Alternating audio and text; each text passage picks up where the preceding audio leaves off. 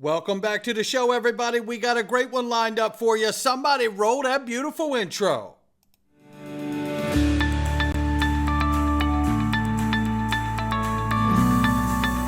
Digital Perspectives with Brad Kimes. Come on in.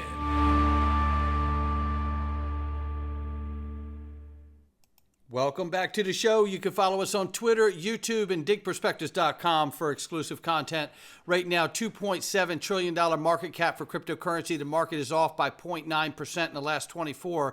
69,200 plus for Bitcoin, 3,700 plus for Ethereum, and 112 billion plus market cap for USDTether. Number 8 spot is XRP at 52 cents. It's up 0.1 on the 24, off by 1.4 on the 7-day. We'll keep an eye on it. The range of price between 52 and 53 cents. So nothing jumping off today, right? But that doesn't mean it won't come soon. The technical analysts are saying, brace yourself. We are in a very, very close window of finding out exactly where this is all going to go. So head on a swivel. I do want to remind everybody that today, 12 o'clock, X Spaces. That's right.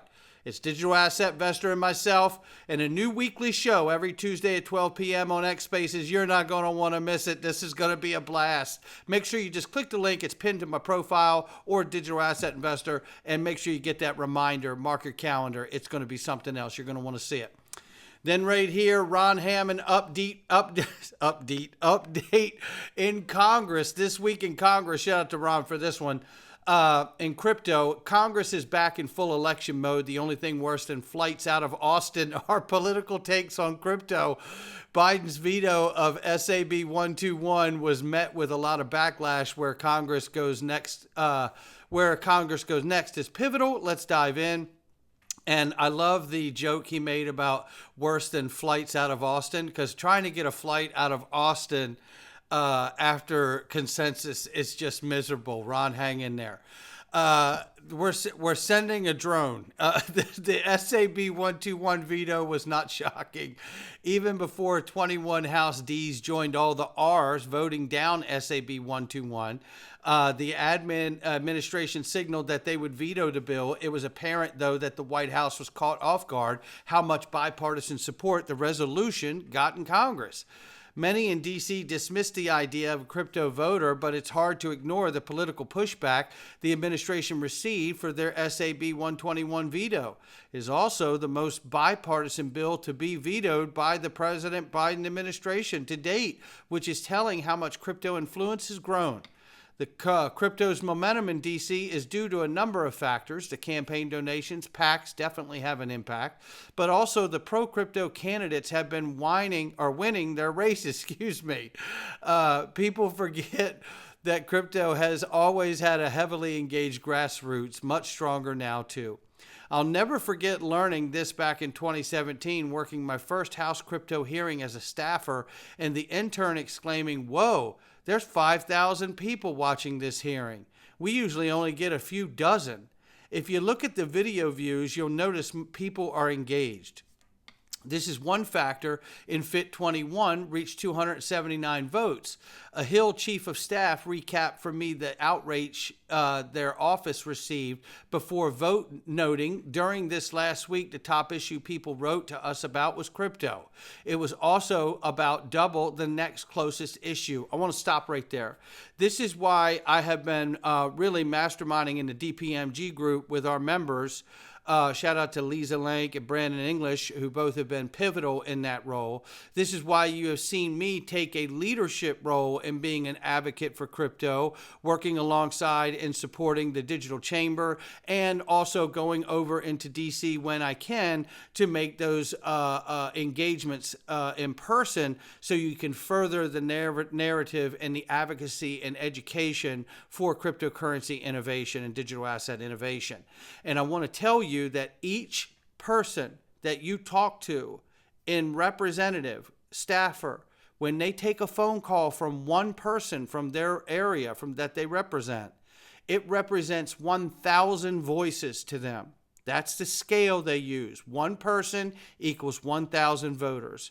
And look at what's happening here. This is one factor for the FIT 21 reached so many votes of 279 votes. is because the Hill Chief of Staff recapped that the outreach from before the vote took place.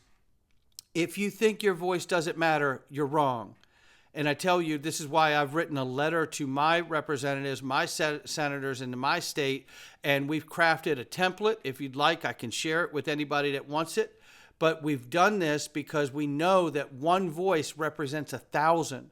So if you just get 25 people or so to call, that's 25,000+ voices representing in their district right there. So it's a great way to move the needle and get that representative to understand they cannot turn a blind eye to the issue. So the fight goes on. That's where we are, ladies and gentlemen, but it's become a heavy political issue with the current campaigns of presidents right now here in the States. We'll watch it closely as it moves forward. I want to report this right now, that the reported settlement between the SEC and Dow Quan is good news, says James Metalawman Murphy.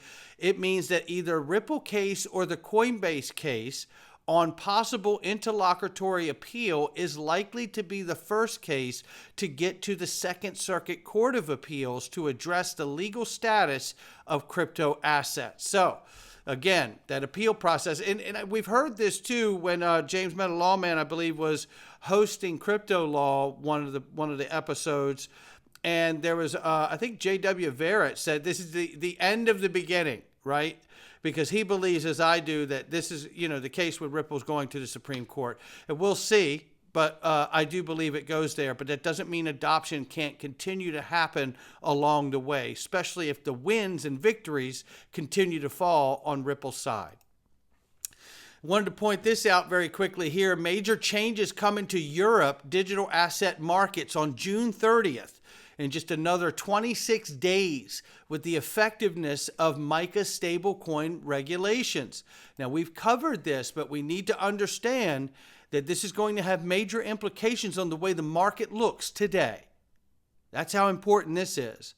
This is also a reason why I feel like FIT 21 with the combination of, let's say, the Gillibrand and Lummis stablecoin bill needs to get done, because we already know we're going to see stablecoin regulations rolled out in the EU. So we need the U.S. to follow suit, right? So stablecoins will be regulated in the EEA, which means in practice that only certain regulated companies will be able to issue and offer to the public stablecoins. Those stablecoins will be known as regulated stablecoins. Several existing stablecoins may not fall into this category and will therefore be subject to certain restrictions. These will be categorized as unauthorized stablecoins. And we already know from several people that have told us that currently under these conditions, USDTether does not qualify as a stablecoin. So this is about to get very interesting, ladies and gentlemen, especially with the onset of Ripple stablecoin. Dante Disparte from Circle says here, as he reshares Jeremy Allaire's post, MiCA is not crypto's Y2K moment that can be ignored. Really consequential developments underway for digital assets in the world's third largest economy. Okay, now there's another shot across the bow saying, hey, everybody, heads up, USDTether is not going to fit inside of here. Major changes are coming.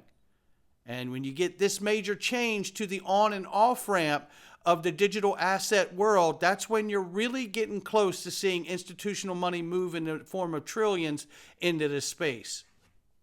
Meanwhile, I want to inform you that the Fed quietly admits gold is replacing the dollar as collapse fears. Oh boy. Now, this is really from the article or interview that we covered from Chamath Palihapitiya, but I really want to talk about a part of this where on 6/3, an update from Federal Reserve Bank of New York was written, and the report outlining the narrative around declining dollar shares in official reserves and increasing roles for gold holdings by central banks. This is what they're talking about here, okay? This is the Federal Reserve Bank of New York, the declining dollar shares in official reserves. I don't need to read any more, but that's what they're talking about here. I'll just give you this next part here. The report authors found global central banks and finance ministries held nearly 12 trillion of foreign exchange reserves as of the end of 23, with nearly 7 trillion composed of US dollar assets. Now, the World Gold Council data shows global central banks purchased over 1,100 tons of gold in 2022 alone, more than double the purchased amounts of the previous year, and maintained a similar purchase level in 2023. So, you can see that the Fed now admits some countries are moving to gold, and this is a problem, right? So we have been pointing out this whole de-dollarization movement that has been taking place, and it is obviously being acknowledged now by the Federal Reserve Bank of New York as well. Very real. I want to remind everybody, however contrast it may feel to you, just look at some of the companies from the Ripple board of directors. Now, the U.S. Treasury is not listed here, but Rosie Rios certainly came from the U.S. Treasury. We know so did Craig Phillips, and so did Michael S. Barr, who was a Ripple advisor, and so is Susan Friedman, who is currently head of public policy over in the U.K. for Ripple there. And this list is quite impressive. And there isn't another company that I'm aware of that has this deep a roster on their bench. I just don't know of it. I've looked, but I don't know of it. And with the onset of regulations in the EU and soon to be the United States, glass half full, Ripple prepares for a new stablecoin. Take a listen to this right here.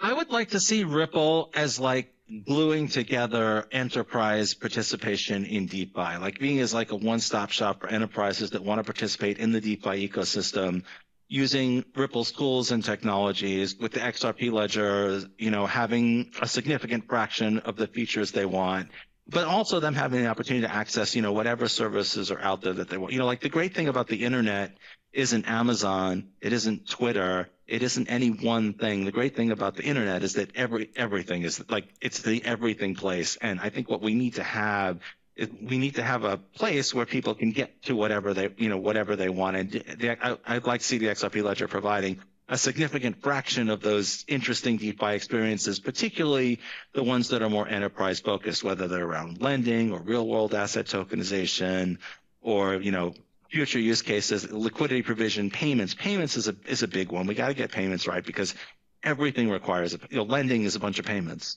Real world asset tokenization. What are you going to do with these real world assets? You're going to buy them and you're going to sell them. Those are payments. And so getting payments right, both on the institutional side and on the sort of retail DeFi side.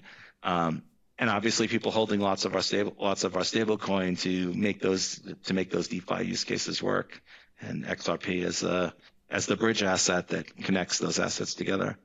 I mean, you can't say it any better. There's David Schwartz right there. That's where we're going. And we're going there, I believe, at a perfect time because we're seeing all of this regulation around the world. I want to remind everybody, Central Bank of UAE approved the issuance of a regulation for licensing and overseeing stable coins. We know that Ripple has an incredible relationship with the UAE and the Middle East as well. So broadly. Loving this. And then a reminder here, Ripple, Visa, MasterCard are likely to vie for dominance in this space. That's the Faster Payments Council, for which we know Ripple is a part of. That's what they're saying. Yes, that's right. That's what's coming. And don't forget about the T+1 that we're moving to. Treasury volume, says the DTCC, through the FICC, are expected to rise by over $4 trillion US dollars daily, once the SEC's expanded U.S. Treasury clearing rules take effect, which really should be taking effect right now. It doesn't give a date in the article. I did look, but what I do know is that moving to T+1, I believe obviously helps this measure as well. And this all is the incorporation of using distributed ledger technology and or blockchain to really help affect payments and movement of value and settle in a more instant fashion. Now, obviously, T+1 is same day. It's not instant, but T+0 is, and that is the ultimate goal. And you can't get there without moving to blockchain and distributed ledger technology. And then once you're there, you can start using the assets to affect the movement and settlement of that value as quickly as possible and damn near instant at some point. Everything's moving in the right direction. We just need it to keep moving in the right direction. That's going to do it for me. Not financial advice from me or anyone else. And by the way, We're going into the freedom zone, ladies and gentlemen. The truth is coming out about the J-A-B. You know what it is, and that is what it is. And we're going to talk about it and how they're not. I think there's a chance that some of these people don't get away with this at some point. It may take a while, but I tell you, the truth is coming out. We're going to get into it right now. It's the Freedom Zone, ladies and gentlemen. Join us. Not financial advice from me or anyone else. DigPerspectives.com. Click the Freedom Zone for next to nothing and come on in. All right, welcome back, everybody. Let's get into this. This guy rips Dr. Fauci